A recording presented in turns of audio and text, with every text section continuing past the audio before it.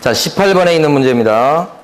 14조 법인 업무요. 그 중에 기억번은 주택에 대해서 임대 관리해 주는 거 얘기합니다. 14조 법인 업무에 들어가죠. 주택 임대 관리. 니은번은 부동산 정보 제공은 법인 업무가 아닙니다. 이건요. 뭐 개공을 상대로 하든 이게 중요한 게 아니고 부동산 정보 제공이 아니고 경영 정보의 제공. 자, 디귿번도 주택에 어쨌든 주택에 대한 분양대행 이건 들어갑니다. 근데 리을번은 분양대행인데 뭐에 대한 거죠? 땅은 안 들어가죠. 또 상주대행 이렇게 아셔야 됩니다. 디귿번과 리을번은. 미음번은 업무에 들어갑니까? 끝에가 중요하죠. 용역에 뭐예요? 알선. 용역에 제공 그러면 안 들어가고. 그러니까 여기서는 답이 3번이에요. 자, 그 다음에 19번요. 선매제도. 답은 5번이고요. 이 선매제도는 허가 신청이 들어왔을 때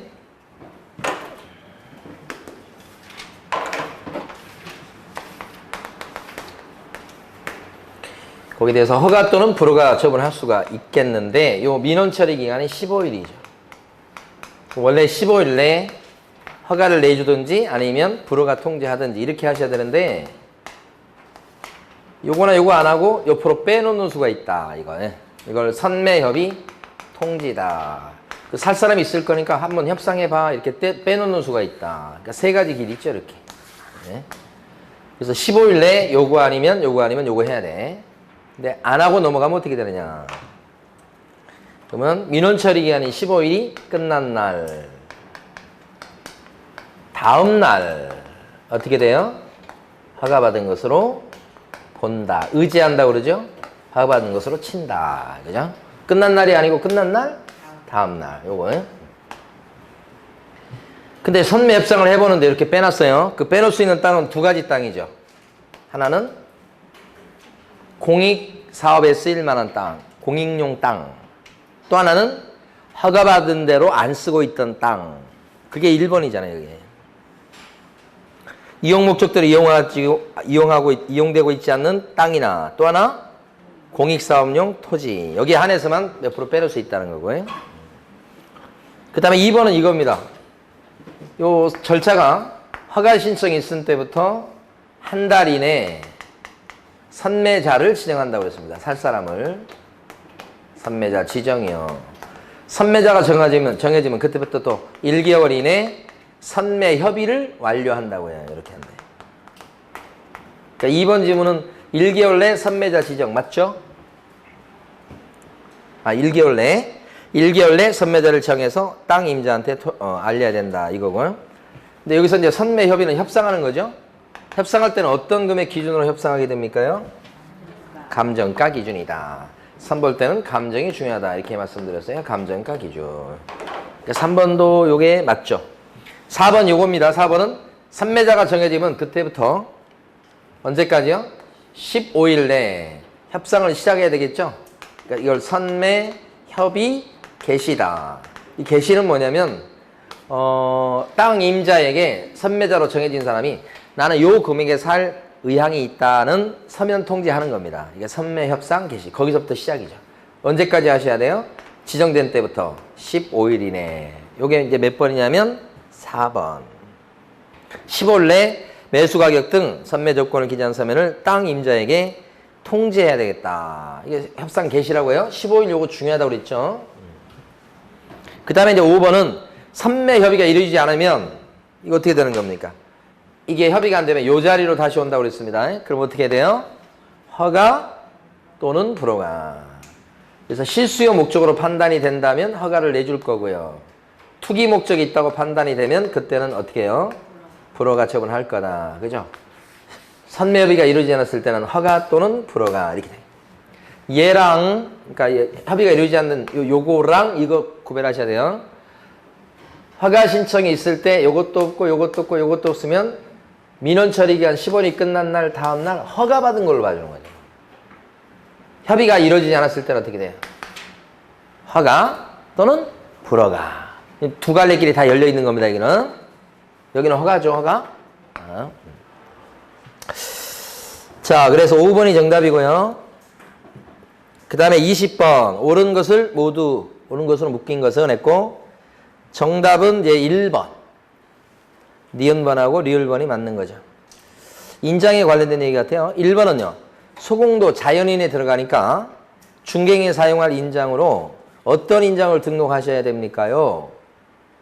소공은 가족관계 등록부 주민등록표에 기재된 성명이 나타난 인장 이렇게 되죠. 그게 쭉 되는데 여러분들 입장에서는 가족관계 등록부 주민등록표 이 말이 와야 되는 거예요. 어쨌든 누가? 자연인은.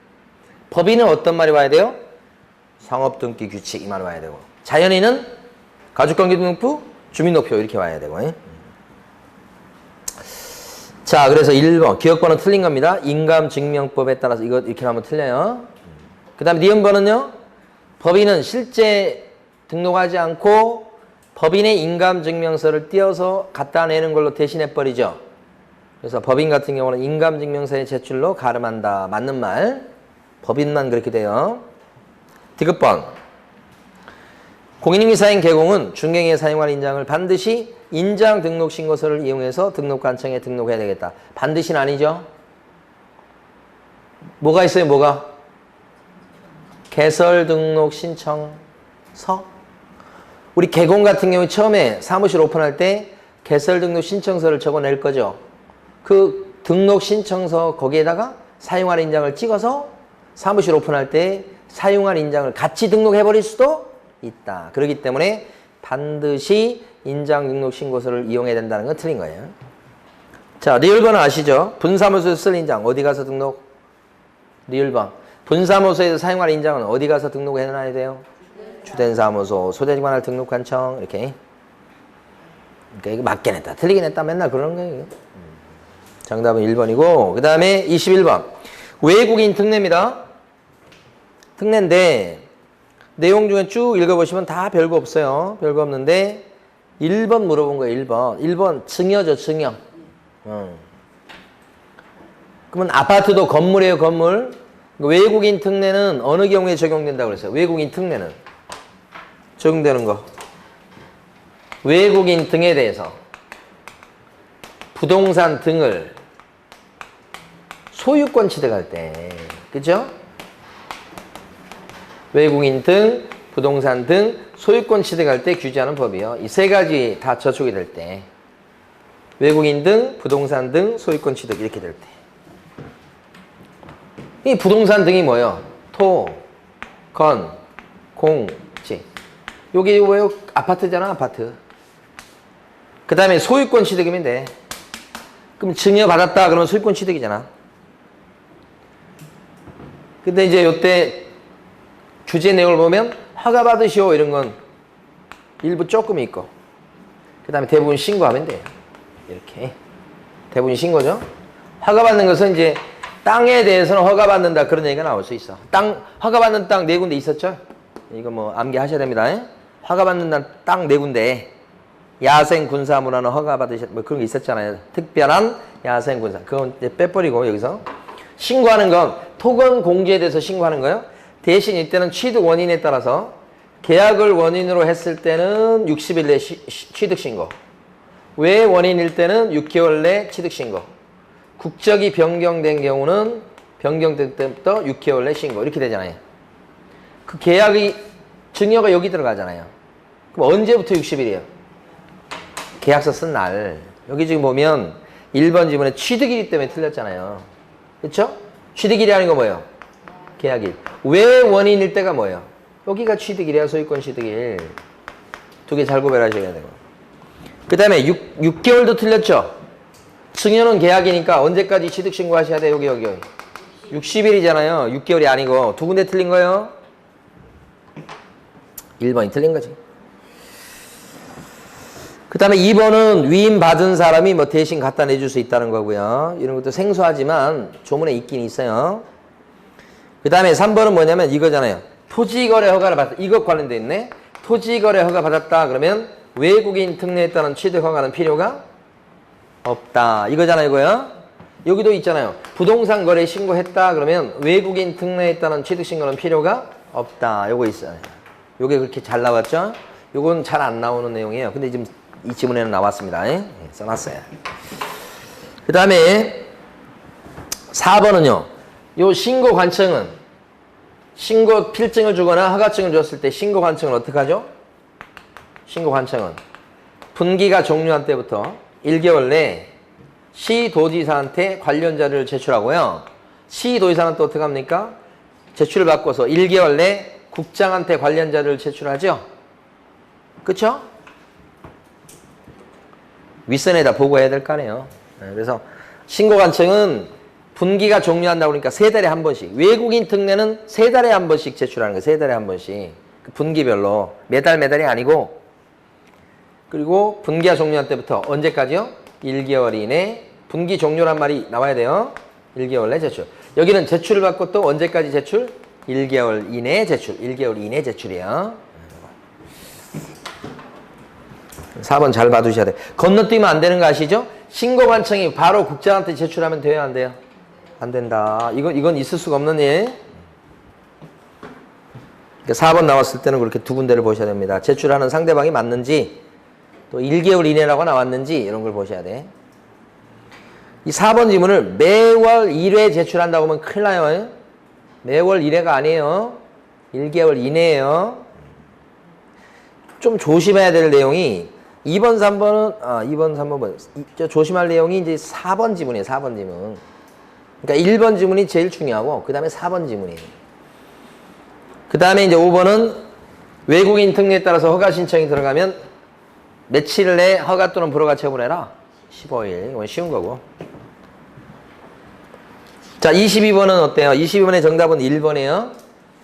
왜냐면 소공에 대한 자격증 사본은 첨부 안 해요. 이게 중요하게 바뀐 거잖아요. 첨부 안 하고 그럼 어떡하죠?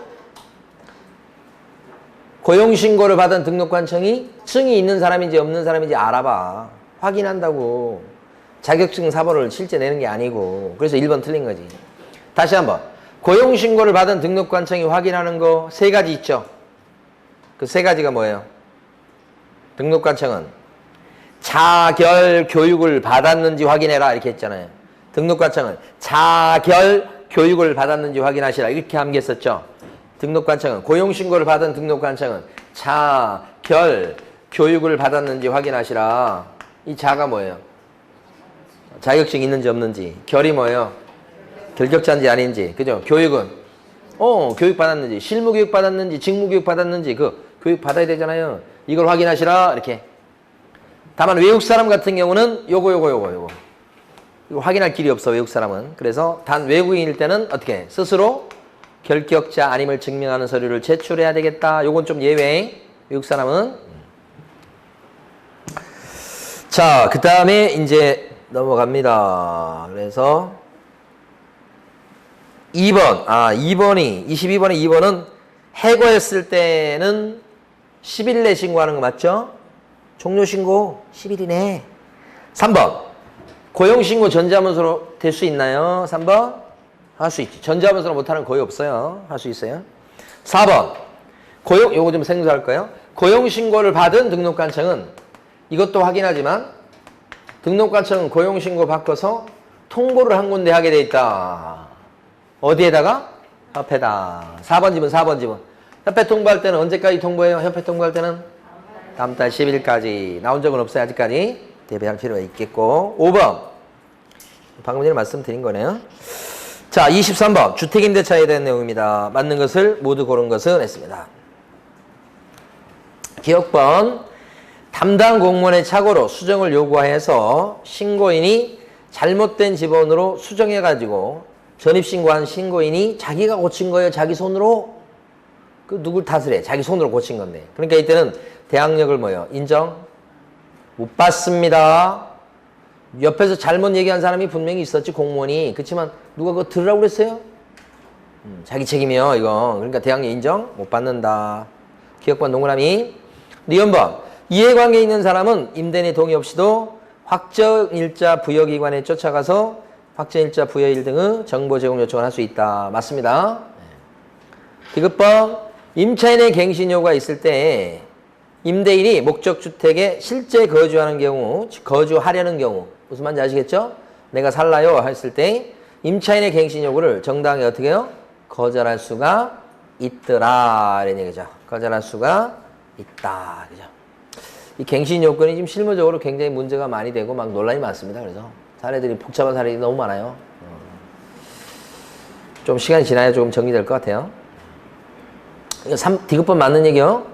자, 리을번 임차권은 임차주택에 대해서 민사집행법에 의한 경매가 행하여진 경우에 잘 나오는 겁니다. 보증금이 모두 변제되지 아니한 근데 원래 무엇이 있었어? 대항력이. 그러면 요 임차권은 소멸하지 않는다. 다 맞죠? 하나는 틀린 거 없죠? 정답 5번. 24번은 이건 많이 맞추셨을 거예요. 정답이 4번이요. 다른 걸 하나도 몰라도 처리 패치는 기억하실 거 아니에요? 간판 철거 사유? 근데 그동안 기출문제에서 휴업신고다 그랬을 때 철거 사유냐? 이걸 여러 번 물어봤잖아요. 휴업기간에 관계없이 휴업은 철거 사유가 아니죠. 그래서 4번이 틀린 거예요. 다른 거 답을 고르신 분은 반성을 크게 하셔야 돼. 이거. 나머지는 뭐 별거 없죠. 1번 지문은 폐업하고 나서 1년이 안 돼서 다시 재등록하고 창업하려고 해요. 그러면 실무교육은 안 받아도 돼요. 2번 2달간 쉬는 사람 같은 경우는 재개신고 안 합니다. 휴업신고 안 해놨기 때문에 찾아올 등록증이 없어요. 재개신고 안 한다. 3번 기출문제에 나왔던 거 그대로 3개월 이하 휴업하려고 했을 때 신고 안 해요. 어느 때 휴업신고 하셔야 돼? 3개월 초과. 그러니까 3개월 이하 휴업할 때는 3달까지는 신고 안 하지. 그 뜻입니다. 4번은요. 6개월을 초과하는 휴업이든 뭐든 간에 이거 간판 철거 안 합니다. 휴업은 그냥 계속 달아놔야 돼요. 달아놓을 수 있어요. 5번 휴업 신고는 전자문서로 못해. 그죠? 자, 25번입니다. 이것도 간단합니다. 정답은 여기서 5번이고요. 계약서요, 계약서. 1번은 소공이 거짓 기재했어요. 어떤 제재 받죠? 소공이 거짓 기재하면 어떤 제재 받아요? 자격 정지. 개공이 거짓 기재하면 임등치. 그죠? 개공이 거짓 기재하면 임등치. 소공이 거짓 기재하면 자격 정지. 이렇게. 징역이나 벌금 이런 거 없죠? 꼭 알아두셔야 되고. 2번 표준 서식을 꼭 써야 된다. 그런 거 없어요. 표준 서식이 정해져 있기는 하나요? 그런 것도 없어요. 그러니까 2번 엉터리고. 3번 어디가 틀렸어요? 등록관청이 권장할 수 있다? 등록관청 아니고 누가 권장하는 거예요? 국장. 4번은 어디가 틀렸어요? 그렇죠? 자, 계약서에는 서명, 빚, 날인이지. 5번 계약서에 계약 금액은 반드시 적어야 된다. 맞아요. 필수 기재사항 중에 보면 계약서를 쓰고 권인표 조교는 계약일에 인도 금을 받았다. 금이 뭐예요? 금덩어리 받았다. 금은 거래금액. 또 뭐예요? 계약금액이 들어가잖아. 또 뭐가 있어요? 그 지급일자까지. 그래서 5번이 정답. 자, 26번. 이것도 좀 쉬운 편입니다. 5 또는 X 하십시오. 그죠? 기억번. 개업공인회사는 거래 안전을 보장하기 위해서 필요하다고 인정했을 때는 계약서 작성이 완료될 때까지 계약금이나 중도금, 잔금을 예치하도록 권고해야 된다 그랬어요. 어디가 틀렸어요? 권고해야 된다가 아니고 할 수 있다. 한 군데 더 틀렸는데 또. 어디가 틀렸어요 또? 계약서 작성이 완료될 때까지가 아니라 계약의 이행이 완료될 때까지잖아요. 두 군데 틀렸어. 자, 니은번. 계약 금액을 예치했을 때 우체국, 예금, 보험에 관한 법률에 따른 채신관서 명의로 우체국 이름으로 이런 뜻이죠. 우리 채신관서는 예치명의자가 될 수 있나요? 네. 예치명의자 누구예요? 예치명의자가 주인공이죠. 예치명의자는 누가 되는 거예요? 개공. 그 다음에 대통령령이 정하는 사람이죠. 6명이죠. 그래서 은, 공, 신, 보, 채, 천 이렇게 개공 그 다음에 은, 공, 신, 보, 채, 전 은행 공제사업자가 협회 그 다음에 뭐예요? 신탁업자 요건요 보험회사 그냥 보험회사 요건요 지금 나온 거야 최신관서 예치명의자 될 수 있잖아요. 그 다음에 여기는요 이행 대행 전문회사 그래서 은공신 보채전 요거 나오고요. 그러니까 예치명의자로 최신관서가 될 수 있다는 거예요. 그 다음에 공제사업을 하는 중개사 협회에다 예치할 수 있다. 이 협회가 여기서는 예치기관이에요. 지금 요 지문에서는 최신관서 이름으로다가 그 예치명의자가 최신관서 될 수 있다는 걸 지금 얘기한 거고 자 물리적으로 금고 역할을 하는 예치기관이 또 존재하죠. 그 예치기관은 금융기관, 공제사업자, 신탁업자 등등등이 될 수 있다고 했으니까 협회가 여기 들어가죠. 공인중개사 협회 여기요. 공인중개사 협회에다가 예치시켜 놓을 수 있다는 뜻입니다. 그래서 니은번에서 보면 최신관서 명의로 공제사업자에게 묻어놓을 수 있다 이런 뜻이에요. 자 맞습니다. 그래서 자 디귿번은요 어디가 틀렸을까요? 그렇죠. 사전 수령하려면 보증서를 끊어서 누구한테 갖다 맡겨야 돼요? 예치명의자. 매수인 아니고 이거 아직 안 나왔습니다. 이거. 그러니까 XOX니까 정답이 3번. 자 27번은 상대적으로 좀 쉬운 축에 들어가는 문제입니다. 금쟁이가 아닌 거. 1번은 우리가 보통 뭐라고 불러요? 일방대리라고 부르죠. 일방의 중개 의뢰인을 대리하여 한쪽을 대신해 갖고 타인이랑 임대차 계약을 체결하면 한쪽을 대신해서 개공 사장님이 대신 계약을 체결해 주는 거잖아요. 대리인이 돼 갖고 그걸 뭐라고 불러요? 일방대리. 이건 직접 거래가 안 된다고 배우셨죠? 금쟁이 아닙니다. 1번. 2번은요. 단체 어쩌고 저쩌고 뭐 공동중개 제한하고 비회원 왕따 얘기 나오는 거죠. 지금 단체 금지행위고요. 구체적으로는 질서교란행위입니다. 형량은 3학년 3반이에요. 자, 3번은요. 금지행위죠. 중개상물 매매요. 그 다음에 4번은 어쩌고 저쩌고인데 당자수표가 나왔잖아. 당자수표 나오면 무조건 뭐예요? 금지행위. 당자수표 나오면 무조건 부도나게 돼 있고요. 그죠? 그 당자수표 액면가는 무조건 한도를 초과하는 액면가가 되게 돼 있어요. 판례를 그대로 내게 돼 있으니까. 당자수표 그러면 볼 것 없이 금쟁이 이렇게 하셔야 돼요. 5번은요. 임대 의뢰인과 수임인과의 임대차 계약을 체결했을 때 임대 의뢰인의 수임인과 임대 의뢰인이 세 놓겠다는 사람이 직접 온 게 아니고 그 사람이 보낸 사람이 왔어. 근데 우리 개공이 그 사람이랑 내가 없겠어 해서 임대차 계약을 체결한 거야. 이건 뭐예요? 일방 대리가 아니고 손님이 자기가 당사자 본인 맞아요. 직접 거래지 이건.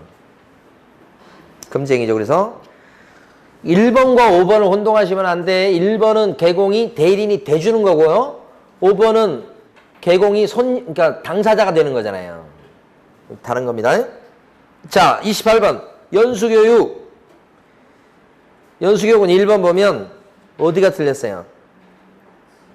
연수교육의 목적 내용이 4가지인데 법이나 제도의 변경사항 이렇게 와야지. 네? 그 다음에 중개실무, 그 다음에 경영실무, 그 다음에 직업윤리 이렇게 4개예요. 그러니까 앞에 직무 수행에 필요한 법률 지식 요거 대신에 뭐가 와야 돼?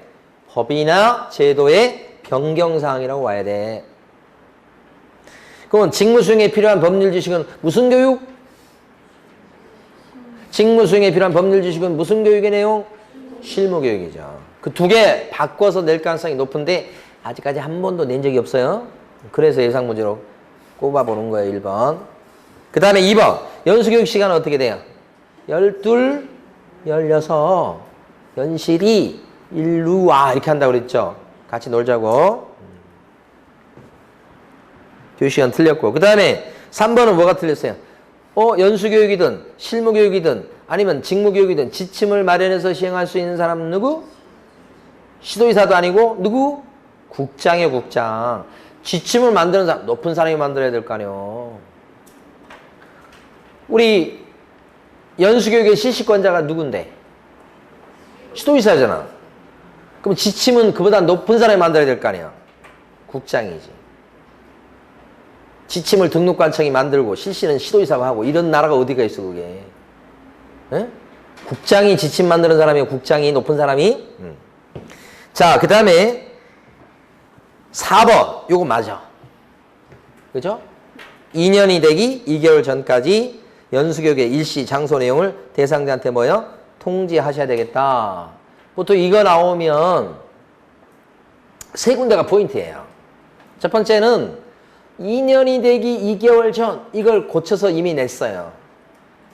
그러니까 첫 번째 딱 눈에 들어오는 건 2년 2개월 전 딱 눈에 띄어야 돼. 여기는 맞죠? 두 번째 포인트. 여기는 연수교육 받으라고 개별 통지만 해요. 공고 얘기 나오면 틀려. 끝에가 뭐로 끝났어요? 통지해야 된다. 통지하거나 공고해야 된다 그러면 땡이야, 땡. 뭐만 나와야 된다고? 통지. 아니, 제가 저번에 설명드렸는가 모르겠습니다만, 저 시골에 있던 초등학교 때 여자친구 이름이 연수라고 그랬잖아요. 연수인데, 시골 이름은 연실이. 연실이 집에 가서 놀자고 가서, 연실아 놀자 해야 될 거 아니에요? 그럼 문 앞에 가가지고, 연실아 놀자. 이렇게 해야지 연실이가 나올 거 아니에요? 그게 통지야, 통지. 그게 아니고, 저 마을 회관에다가 방을 붙여가지고 연실이가 그걸 보고 나오겠어? 그러니까 공고해갖고는 이건 연수금을 못 받는다고. 가서 개별 통지해야 돼. 연실아 놀자 밖에서. 그러면 집에 안에서 보통 보면 이제 엄마나 부모님들이 나가지 마 이렇게 하고 하거나 나갔다 와도 돼 그러면 나갔다 와 그러면 하면서 나오고 그러잖아요. 응? 그래서 여기는 통지만 나온다는 거. 자, 세 번째 이런 통지는 누가 해? 누가? 시도지사가 한다는 거 조심하셔야 돼. 등록관청이 하는 거 아니에요. 시도지사. 이렇게 세 군데를 딱 대비하셔야 돼. 여기는 맞지만 틀리게 내려면 얼마든 틀리게 낼 수 있다. 자, 5번. 연수교육 대상자 누구게요? 개공이하고 소공이. 보존 나오면 안 돼. 보존 때문에 틀렸죠, 지금? 29번. 29번 좀 까다로울 수 있어. 특히 29번에 일단 정답은 3번이고요. 까다롭다고 생각될 수 있는 것은 특히 5번. 5번 지문. 1번도 좀 까다로울 수 있어요. 자, 분사무소를 설치하는 경우는 설치 신고하기 전에 1억 원 이상을 미리 보증 설정해야 되겠다. 맞습니까? 맞는 거예요. 언제 보증 설정해야 돼요? 설치 신고 전. 그쵸? 업무 개시 전 그러면 큰일 나요. 순하게 낸 거예요. 그래도 업무 개시 전으로 냈으면 어쩔 뻔했어요. 업무 개시를 하면 틀리는 거예요. 뭐가 맞는 거예요? 설치 신고죠. 그래서 분사무소 설치 신고할 때 구비서류가 실사보 실책 이렇게 되잖아요. 보가 나오잖아. 구비서류가 보증서류가. 그러니까 1번은 맞는 거지. 2번은 별거 아니고. 3번. 요게 당사자 보고 손해배상 책임 보장에 관한 사항을 설명해야 될 시점을 물어보고 있어. 이게 최근 기출문제 2번 냈던 거예요. 언제 보증 내용을 얘기해 줘야 돼? 중개가 완성된 때지. 전이 아니고 도장을 계약서에 도장을 딱 찍잖아. 그러면 그때부터 이제 나 1억짜리 보험에 들었다라고 설명해 주는 거예요. 완성된 때지. 완성되기 전이 아니고. 물건에 대한 확인 설명을 언제 하고?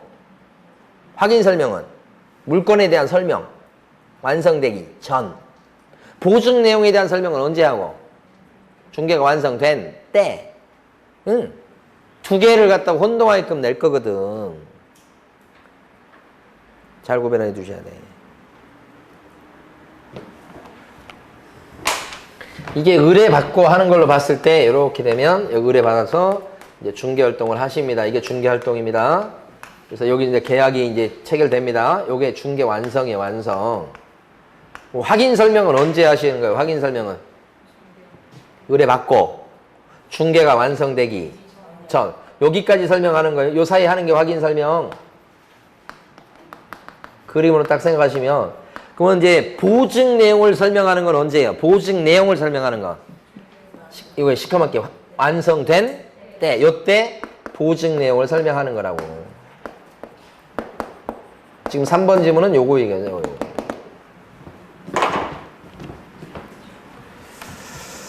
완성되기 전 요게 틀린 거죠. 그래서 4번은 보증기관이 보증사실을 등록관청에 직접 통보했을 때는 신고를 안 해도 괜찮은 경우가 있어요. 이것도 알아두세요. 예외입니다. 그 다음에 5번이 어려워요. 원래 보증 설정도 안 하고 영업 개시하면 법 위반이에요. 보증 설정 안 하고 영업 개시하면 어떤 제재를 받나요? 보증 설정 안 하고 영업 개시하면 어떤 제재를 받습니까요? 임등치, 원래 임등치 우리 암기할 때는 손자를 따서 암기했던 거예요. 손기정시 할 때 손자요. 그 원래 임등치예요. 임등치는 뭐예요? 등록 취소? 할 수 있다. 안 했을 때는 뭣도 가능해요? 업무 정지도 가능해요. 그래서 5번에서 업무 정지를 명할 수 있다 했으니까 이건 맞게 된 거예요. 공부 좀 하신 분들은 뭐 공부 많이 안 하신 분은 뭐 그거나 다 모르겠는 건데 공부 좀 하신 분들도 틀릴 수 있다는 거예요. 왜냐면 임등치구나. 이거 업무 정지 아니지. 이렇게 풀면 큰일 나는 거예요. 임등치니까 뭣도 돼요? 업무 정지도 가능한 거예요. 임등치 사유는 다 업무 정지 사유 되는 것들이에요. 자, 30번입니다. 법정 형량이 다른 것은 했습니다. 1번은 몇 학년 몇 반? 1번은 몇 학년 몇 반요? 표시 광고를 방해했다. 나올 거예요. 이번 시험에. 특히 제재. 이거 과태료 아닙니다. 표시 광고 방해는 뭐예요? 3학년 3반. 자, 다시 한번. 이 세 가지를 꼭 구별하셔야 돼요. 표시 광고를 누락했다. 누락이란 말은 시험엔 안 나올까요? 그래서 표시 광고 할 때 성명이나 명칭이나 뭐 등록번호를 누락했다. 빼먹었다. 이렇게. 이때는 뭐예요? 100과. 부당한 표시 광고했다. 부당한 표시 광고 했습니다. 그럼 뭐예요, 이건? 500과. 광고를 방해했다. 이렇게 나오면 방해, 지금 1번처럼 방해라는 글자가 오면 3학년 3반. 이게 제일 센 거예요. 광고를 방해했다고. 부녀회 이런 데서 한 거고. 이건 누가 한 거예요? 개공이 하는 거예요, 개공이. 이건 누구요? 부녀회 이런 쪽에서 하는 거야지. 이거 개공의 영업을 방해한 거예요. 광고 방해죄 커요. 영업 방해죄가 되는 거예요. 3학년 3반이고요. 어쨌든. 자, 2번은 뭐예요? 2번은 몇 학년 몇 반? 3학년 3반. 이것도 교란행위입니다. 높게 광고해 주시오. 그런 거 있잖아. 여기 지금 보면 교란행위는 어떤 게 있어요? 교란행위. 우리 시험에 반드시 나올 건데 교란행위냐 아니냐를 물어볼 가능성이 높은데 교란행위에 해당되는 게 7가지입니다. 자, 시세를 조종하는 단체로서 개공의 업무를 방해했다. 이렇게 나왔잖아요. 7가지. 요게 5가지. 요게 5가지. 시세 조정이 뭐예요? 거짓으로 거래가 완료된 것처럼 꾸미는 등 시세에 부당한 영향을 미쳤다. 이런 거예요. 우리끼리 통하는 용어로 시세 조정이라고 쓴 거예요. 시험지에는 시세 조정이라고 안 나와요. 글자를 우리끼리 이렇게 하면서 그 내용을 떠올리셔야 돼. 거짓으로 거래가 완료된 것처럼 꾸미는 등. 그죠? 그러면 이렇게 하게 되면 실거래가 신고를 할 때 거래를 안 했는데도 신고하겠죠. 거래가 안 됐는데도 불구하고 거래 신고하겠죠. 그럼 그때 받는 과태료가 뭐예요? 불구하고 받는 과태료가 3,000과였잖아. 제일 처음에 했잖아. 앞부분에서. 글이 연결돼 버려요. 3,000과 이렇게 된다고. 3,000과. 그리고 여기서 시세조정은 3학년 3반이요. 과태료 문제가 아니에요. 이건 이제 3학년 3반이 되는 거예요. 그 다음에 이거 전부 다 3학년 3반이에요. 이걸 뭐라고요? 교란행위. 질서 교란행위. 그래서 신고센터에 신고할 수 있는 행위가 여기 나와 있는 7가지란 말이에요. 단체는 뭐예요? 개공의 단체. 그래서 2가지가 있죠. 첫 번째는 개공의 단체가 특정 중개 대상 물건, 특정 물건을 우리 취급하지 말자 이렇게 왕따시키는 거. 그 다음에 비회원을 갖다가 우리 공동중개하지 마. 저 비회원하고는 놀지 말자 이렇게 하는 거잖아요. 이거 전부 다 왕따입니다. 왕따. 3학년 3반인 것들. 어디에 들어가요? 교란행위. 시세 조정하는 단체로서 개공의 영업을 방해했다고. 이거 영업 방해이 5개가 있어요. 요 그림이 떠올라야 돼. A라는 특정 개공한테만 내놓자고 막 자기들끼리 하는 거예요. 분여회에서. 여기만 내놓자. 여기 부동산님 너무 좋아. 이렇게 하는 거고. B라는 비협조적인 개공한테는 뭐예요? 여기는 내놓지 말자. 이렇게 하는 게 두 번째. 이게 업무 방해입니다. 이건 왜 영업 방해가 될까요? 이 사람한테는 영업 방해가 아니지만 다른 사람한테 영업 방해가 되는 거잖아요. 여기만 몰려가니까. 이건 이 사람한테 영업 방해고. 자, 그 다음에 이제 세 번째가 높게 광고해 주시오. 이렇게 돼 있잖아. 높게 광고. 높게 광고. 높게 좀 광고해 주세요. 응? 이렇게 압박을 하는 거잖아요. 네 번째는 뭐예요? 자기들끼리 하는 얘기죠. 여기서. 우린 요 가격 이하로는 절대 내놓지 맙시다. 이게 네 번째. 하나, 둘, 셋, 넷. 다섯 번째가 지금 나온 거 뭐예요? 요 광고 방해. 분여회에서 이런 사람을 방해한다고. 허위 매물 신고를 딱 해버려. 그럼 광고를 제대로 올릴 수가 없게 만드는 거예요. 그 광고 뭐예요? 방해. 3학년 3반입니다, 이거. 광고 방해. 이게 이거란 말이에요. 자, 그래서 이제 요 2번은 높게 광고 이거고. 3번은 뭐예요? 3번. 이전 등기 되지 아니한 부동산의 매매를 알선했다. 이건 뭐예요? 투기 조장행위죠. 투기 조장행위도 금지행위 중에서 3학년 3반짜리. 자, 네 번째. 안내인, 안내문. 이거 나왔잖아. 무조건 3학년 3반에 이거. 안내문 나오기 시작하면. 근데 사실 중요한 단어는 안내문보다는 사실 뒤에 보면 이하죠. 이하. 이하로는 내놓지 말자 우리 이 얘기잖아. 이것도 요거 들어가잖아. 이하. 안내문 요거 나오면 무조건 3학년 3반인데 이렇게. 그러니까 요게 지금 3학년 3반이면서 요것이 질서교란행위. 그 신고센터에 신고할 수 있는 사항들이 이것들이에요. 그 다음에 5번은요. 5번은 뭐야? 등록하지 않고서 중개업을 영위하는 자인 사실을 알면서 그를 통해서 의뢰받은 개공. 이것도 금지행위이긴 한데 이것은 무등록 중개업자랑 협조한 거니까 1학년 1반짜리야. 이거 5번은. 그죠? 협조행위라고 하는 거 들어보셨죠? 진짜요? 눈빛은 아닌데 지금.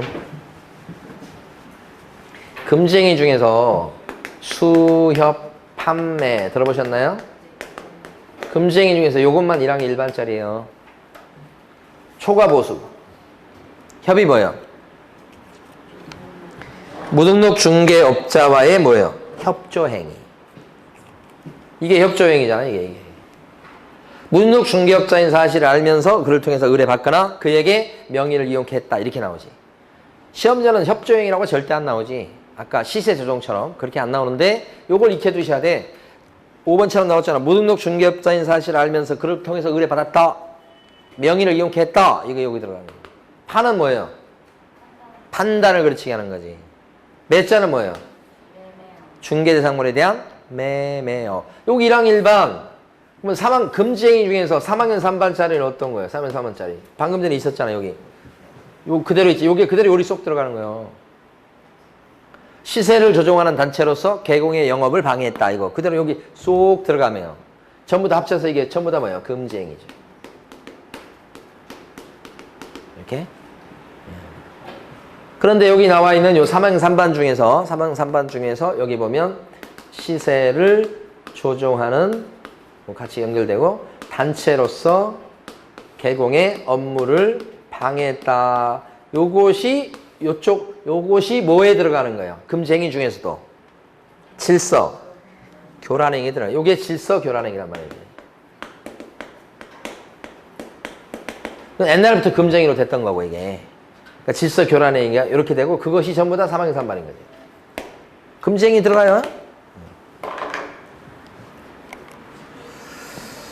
그 다음에 이제 31번에서요. 그러니까 30번의 정답은 5번이고요. 31번의 정답도 5번이에요. 용어인데 31번에 1번 보면 법인인 개업공인인사의 소공은 그 개업공인인사의 중개 업무를 보조할 수 있다. 소공도 보조할 수 있죠. 보조행위 할 수 있고. 2번.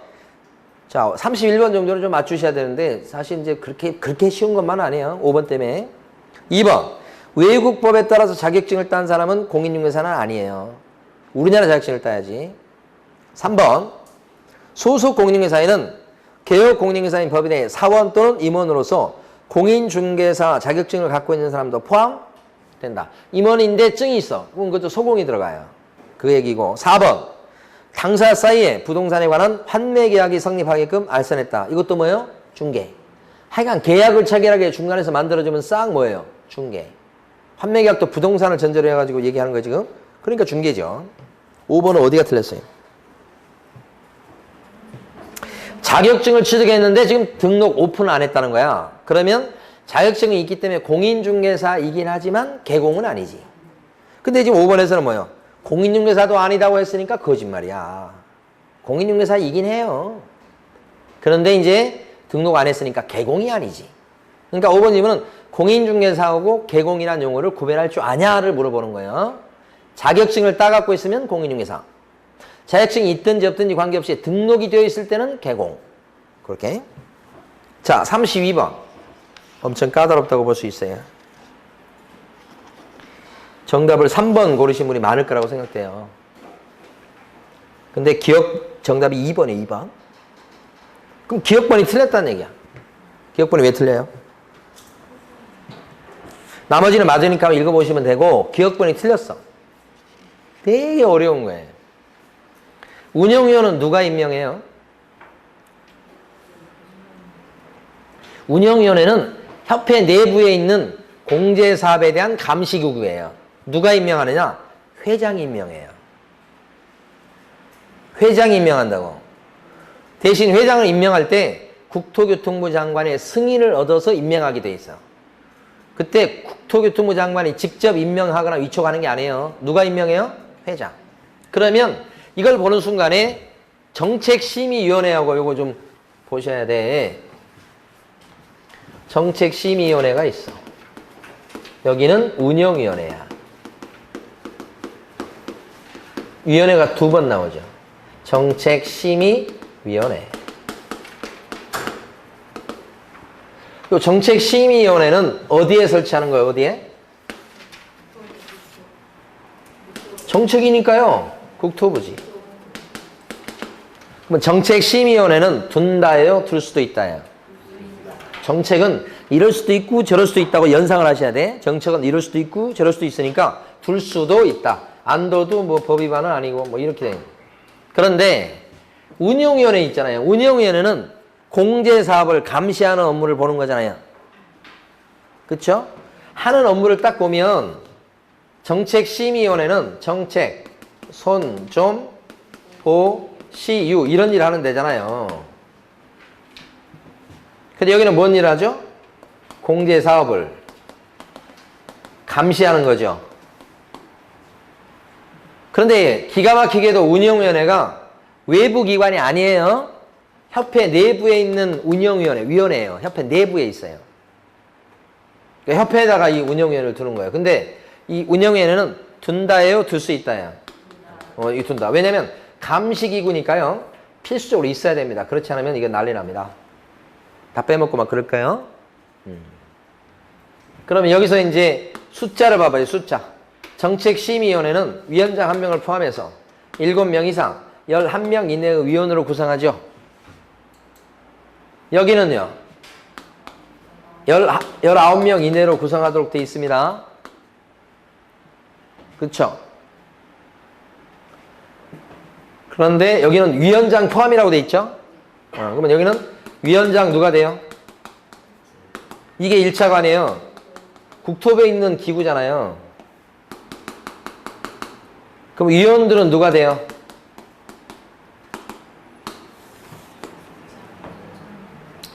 법에서 정한 사람 중에서 위원들 누가 임명해요?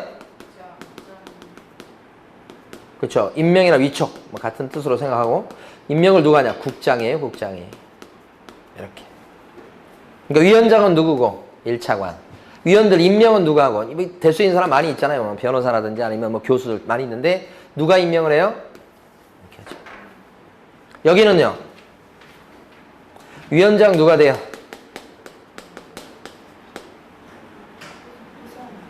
호선 자기들이 뽑아요.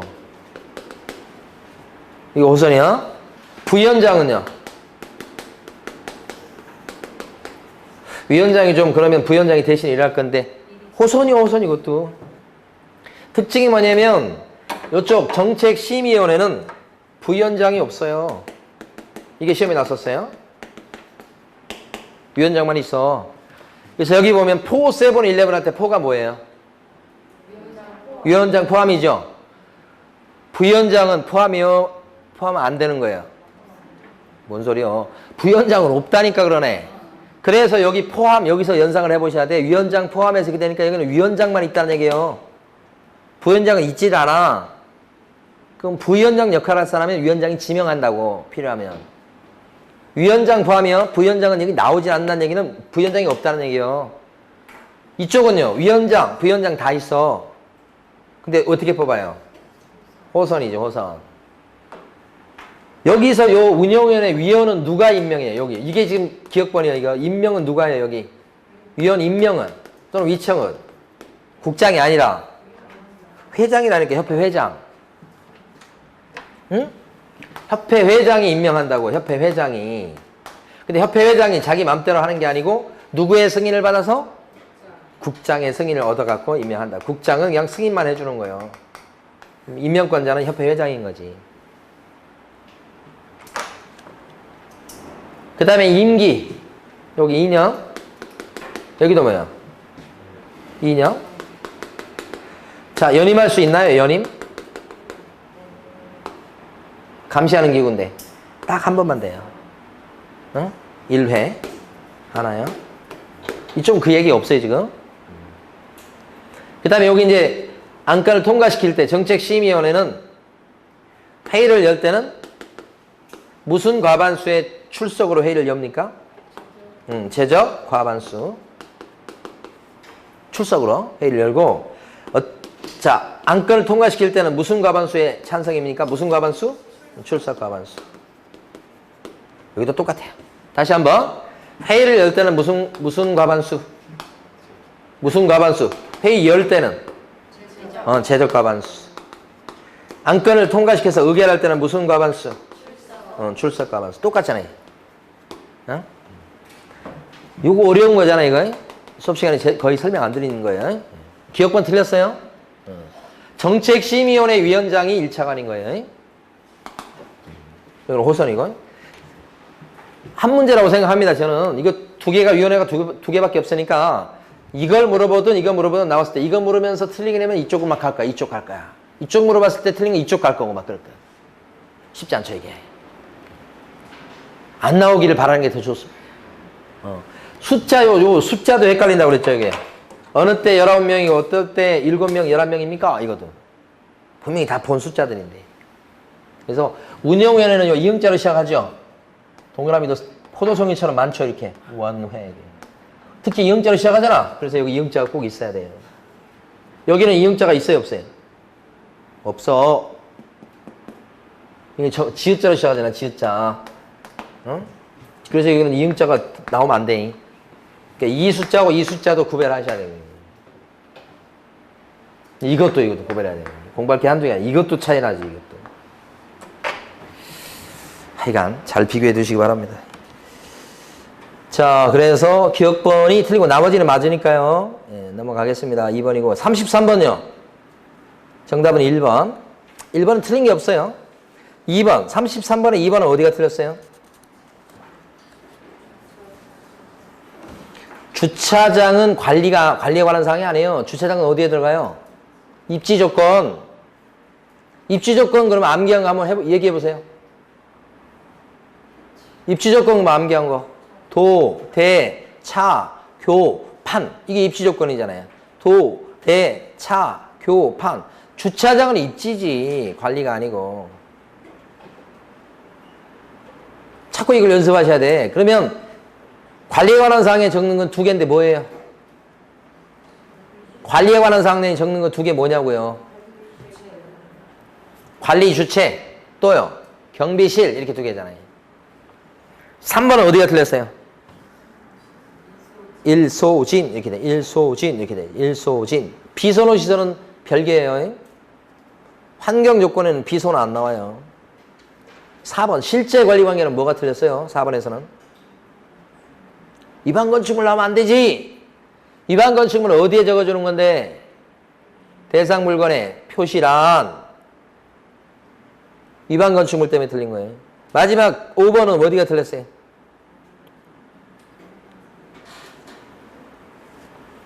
승강기 이건 내외부 시설물 상태에 적는 거예요. 내외부 시설물 상태에 그러면 수도, 전기, 가스, 소방, 난방, 방자 들어간 거 2개. 그 다음에 승강기도 거기 나와. 그 다음에 배수도 나오지. 그렇지만 벽면 도배는 안 나오죠. 뭐 때문에 틀렸어요? 벽면 요거 때문에 틀렸죠? 자, 34번의 정답은 3번이고 이건 틀리신 분이 없어야 됩니다. 여기 지금 중개상물에 해당하는 것은 2번째 거, 그 다음에 4번째 거, 그 다음에 5번째 거, 요 3개입니다.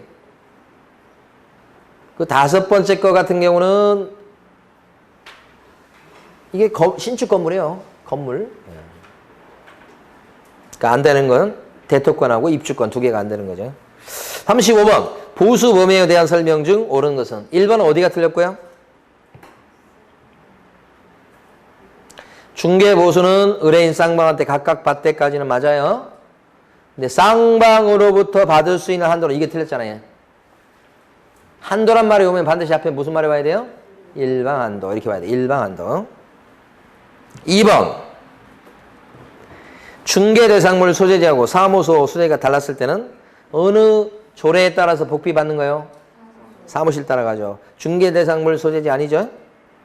3번 주택 외 중개대상물에 대한 보수는 국토부령이 정하는 범위 안에서 시도 조례로 정한다. 주택 외의 물건은 공장이나 상가나 임목이나 오피스텔 같은 건데 조례표가 없습니다요. 그래서 3번 틀렸어요. 또 시도 조례 나오면 안 됩니다. 주택 외의 물건은 조례 나오는 것은 주택이나 나오는 거예요. 4번은요. 토지죠. 주택 외의 물건 중에 나머지에 들어가죠. 그럼 이때는 매매든 교환이 매매든 뭐 저당권 설정이든 뭐 임차권 설정이든 0.9 하나밖에 없으니까 같죠. 다르다 했기 때문에 틀리지. 5번도 같은 맥락. 상가 임대차를 알선했을 때는 최고 몇 프로까지 받는 거예요? 0.9까지 받는 거지. 임대차도 0.9라는 거예요. 5번 같은 거 반대로 상가 임대차는 0.8%까지 받을 수 있습니다. 그러면 맞다고 할 사람 많아요. 상가 임대차는 0.8 그러면 틀려요. 0.9. 36번 보시겠습니다. 정답은 그러니까 35번의 정답은 5번이었고요. 36번의 정답은 3번. 사례 문제입니다. 지금 뭐냐면 가만히 보면 동작구에 있던 사무실 분사무소를 갖다가 양천구로 이전한 거예요. 지금.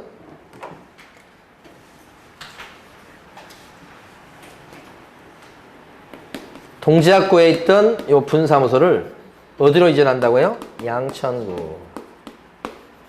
분사무소. 근데 주된 사무소가 어디에 있죠? 종로구에 주된 사무소가 있다. 이게 이런 거예요. 이렇게 분사무소 이전입니다. 1번. 양천구청장에게 10일 내에 신고해야 되겠다. 분사무소 이전했을 때 신고를 여기다 가서 합니까? 여기 가서 하잖아요. 종로구청장이라고 하셔야 되지. 이렇게 사례 문제로 나올 가능성이 높아요. 2번.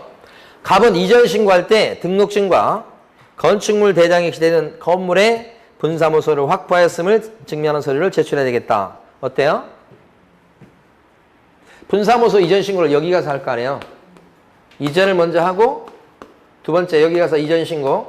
물론 10일 이내 이전 신고 하셔야 되는 거예요. 여기 가서. 이전 신고할 때는 뭘 갖고 갑니까? 신사증. 이 증은 뭐예요? 등록증이 아니고 분사무소 이전이니까 신고필증이라는 거예요. 신고필증. 등록증이 틀렸죠? 2번 어려운 거예요. 등록증이 틀린 거예요. 3번요. 만약에 분사무소 이전 신고를 갖다가 안 했다. 이거 해야 될 사람은 이 법인이에요. 법인의 이름이 뭐예요? 갑이죠. 이 법인이 있죠. 밥. 중개법인. 이 중개법인이 분사무소 이전했다고 여기 종로구청에서 이전 신고해야 되는데 여기서 이전 신고 안 했죠? 이 중개법인이 백과예요. 백과.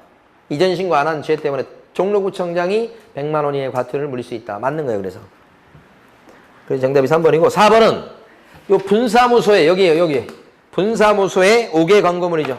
여기 간판에는 누구 이름을 적어놔야 돼? 대표자가 아니고 책임자의 성명을 표시해야 되겠죠. 네. 5번 종로구청장은 이전 신고를 바꿔서 양천구청장에게만 이전 신고 사실을 통보하면 된다. 그래요? 여기도 통보하고 뭐요? 두 군데 다 통보하셔야 되죠. 두 군데 다. 여기만 통보한다고 하면 안 되죠. 여기도 통보해야 되죠. 자, 그 다음에 37번에요. 정답은 5번. 다른 건 뭐 어렵지 않고요. 5번을 보는 순간에 그냥 확 5번이 틀렸구나 바로 느끼셔야 돼. 5번이 너무 중요하니까. 5번은 왜 틀렸어요? 소공은 제출대행 해줄 수 있죠. 그죠? 그럼 소공이 제출대행한다 이거 나왔을 때 두 가지 조심하시라고 그랬어요. 여기 나온 것처럼 개공이 위임장 안 들고 가요. 위임장 들고 간다면 틀리죠? 또 하나 조심할 건 벌써 우리가 모의고사 1회, 2회 때 다 냈어요. 소공이 제출대행한다 그랬을 때 전자문서로 되나요? 안 된다고 그랬잖아요. 그거 두 가지 물어볼 거니까 맨날 그거 연습하셔야 돼. 소공은 제출대행 해줄 수 있어. 근데 전자문서로는 못해. 그리고 제출대행 한다 그러면 소공은 개공의 위임장 갖고 가는 건 아니야. 자기 신분증만 갖고 가지. 맨날 두 개 물어볼 건데. 그러니까 다른 건 몰라도 정답은 5번이에요. 5번 틀린 거예요. 나머지 건 설명드릴 거 없고 1번에 보면 중개 대상물의 범위에 속하는 물건의 매매계약을 체결했을 때는 모두 거래 신고해야 되는 것은 끝까지 잘 보셔야 돼. 아니다. 거래 신고 대상이 되는 건 토, 건, 공, 지지요. 그러니까 중개 대상 물건 중에서 임목이나 광업재단, 공장재단은 거래 신고 대상이 안 되죠. 그래서 1번이 맞게 된 거죠. 아니다라고 했으니까. 됐습니다. 38번입니다. 자격 취소와 자격 정지에 관한 설명이다. 틀린 것은 정답은 2번이고 1번에 보면 자격 취소나 정지는 어떤 시도의사가 하는 거예요? 사무소 소재지예요? 사무소 소재지 시도의사예요? 교부했던 시도의사예요? 취소나 정지는 누가 해요? 이렇게 하셔야 돼요. 대신 필요한 절차는 누가 해요? 이렇게. 취소나 정지에 필요한 절차는 누가 해요? 그래서 사교 이렇게 통보한다고 그랬죠. 그 다음에 2번 지문은요. 틀린 게 자격 취소와 정지를 명할 수 있는 자는 취소 또는 정지 처분을 한 때 5일 내 국장에게 보고한다. 아니 자격 취소는 보고하지 당연히. 정지는요. 보고 안 해. 그래서 자격 취소는 보청반이 있지만 자격 정지는 보청반이 없다고요. 자격 정지는 뭐가 없다고요? 보고, 청문, 반납이 없다고 해요. 그래서 2번이 틀리다고요. 자격 정지는 보청반이 없어. 이게 한 문제가 될 수 있다고요. 여러분 이제 주의만 잘 기울이시면 답 쉽게 고른다고요. 그 다음에 3번 자격 정지를 받고 그 기간 중에 중개업무를 봤어. 이거 잘못했구만. 자격 정지 명령을 어겼죠? 자격 취소. 그 다음에 4번 자격증을 교부한 시도지사랑 사무소 소재지관할 시도지사가 달라요? 그러면 필요한 절차를 하는 곳은 누구? 사죠. 취소 및 정지에 필요한 절차를 모두 이행할 자는 사무소 소재지관할 시도지사다. 맞죠? 그 다음에 5번 등록관청은 자격정지 사유에 해당하는 사실을 알게 됐을 때는 여기서 자격정지에 동그라미 쳐두셔야 돼. 등록관청에 동그라미 치시고 등록관청은 자격정지를 못 때려. 못하죠? 근데 그걸 알게 되면 어떻게 해야 돼? 시도의사한테 지체 없이 통보. 그래서 시도의사가 자격정지하게끔 하는 거예요. 자기는 잃을 수밖에 없어. 권한이 없기 때문에. 이런 것은 이제 잃는 것은 자격정지에만 나오는 거예요. 취소는 이런 게 없어요. 자, 39번 연결하는 거. 1번은 뭐예요? 개공이 설명을 부정확하게 했대. 설명을 잘못한 거지. 500과입니다. 500과. 근데 이거 누가 물리죠? 개공이 설명을 잘못한 거니까 누가 물려요? 개공이 설명을 잘못했으니까 시도의사가 물리겠어요? 국장이 물리겠어요? 등록관청이 물리지. 아니 개공이 설명을 잘못했다고 하면 등록관청이 화를 내야지. 이게 감독관청이 등록관청이니까. 시도의사가 틀렸죠?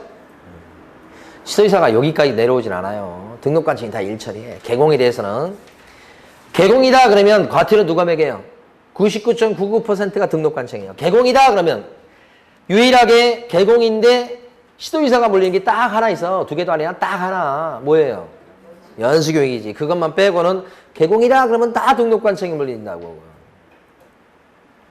두 번째 거. 자격증 반납 안 한 죄 백과. 근데 이건 자격증 반납 안 한 거니까 누가 물려요? 시도지사. 3번. 운영규정을 위반한 사업자. 이렇게 나왔죠. 운영규정을 위반한 가로등록 사업자. 운영규정을 위반했다. 이렇게 나왔죠. 그 100만 원 이하의 과태료가 아니고 이거 사업자 얘기니까 500까지. 그리고 누가 물리고요? 국장. 예, 그건 맞는데 100과가 틀린 거죠. 4번. 거짓 광고. 부당 광고 중에 하나죠. 100과예요, 500과예요? 500과. 이거 누가 물리겠어요? 광고하고 하는 개공에 대한 거니까 등록관청이지. 4번이 정답. 5번. 연수교육 안 받은 죄 수공이 500과. 누가 물려 근데 이거? 시도지사지. 등록관청이 아니고 시도지사. 마지막 40번 문제. 정답은 3번. 아까 수정을 해서 원래 이제 이거 수정 안 하면 2번, 3번이 복수정답이 되는 건데 정답을 3번으로 처리했습니다. 1번은 이제 불구하고 나왔잖아요, 지금. 거래를 하지 아니하였음에도 불구하고 거래 신고를 했다. 이거 과태료 어떤 과태료예요? 3,000과. 불구하고는 뭐예요? 3,000과. 그죠? 이런 사람을 신고 고발하면 포상금 얼마 줘요? 부가과태료의 20%를 띄어서 줘요.